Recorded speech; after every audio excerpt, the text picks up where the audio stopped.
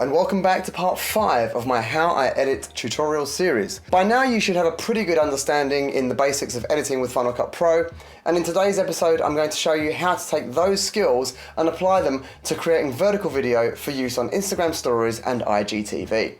Now both these formats within Instagram are portrait, which means you hold your phone like this to view the content. Whilst I'm personally not a fan because I think it limits the viewing area, we can't argue with the fact that stories and to a lesser extent IGTV are very popular. So there are 3 main ways to create content for portrait video. The lazy way, the quick way, and the best way. If you're pressed for time or you've already created content in widescreen, the simplest thing you can do is to repurpose your old footage. To do this is relatively easy. You can use QuickTime Player, or I prefer to use Final Cut Pro. You create a new library, and within that library, create a new project.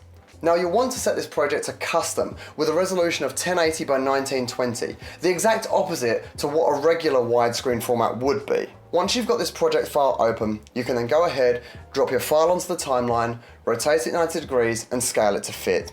Voila! You've now got a rotated video ready to upload.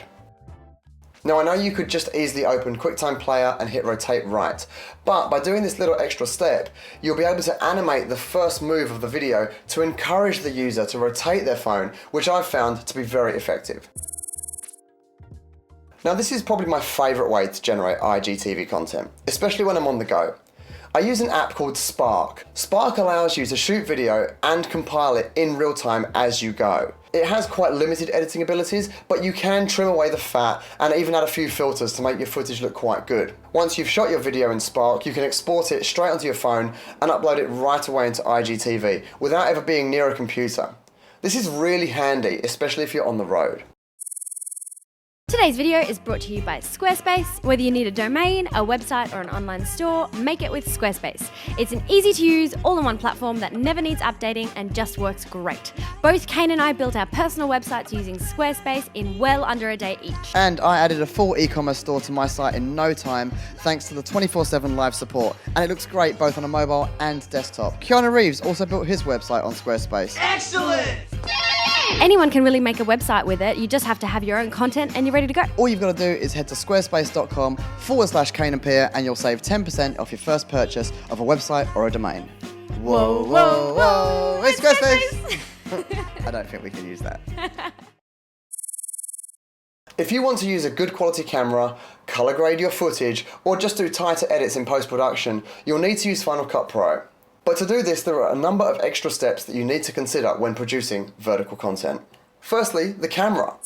If you're using an iPhone, this is easy because they shoot portrait quite comfortably. But if you're using a DSLR, that's a little harder because you're going to need to shoot all your content in portrait, and that's tricky, especially if you've got a big camera. Personally, I'd recommend using a tripod like this, which prevents you from having to hold your camera awkwardly for hours on end.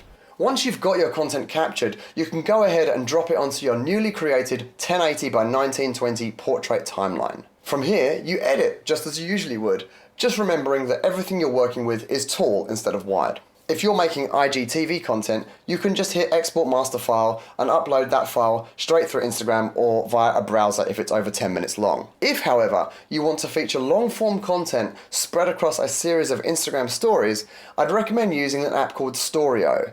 Now, there are a number of video splitting apps out there on the App Store, but this is just the one I happen to use. So I hope those tips helped you understand how to make IGTV and Instagram stories a little bit easier. If you like this tutorial, please make sure you hit the like button and subscribe to my channel. I regularly do these tutorials as well as vlogs with Pia in a separate playlist.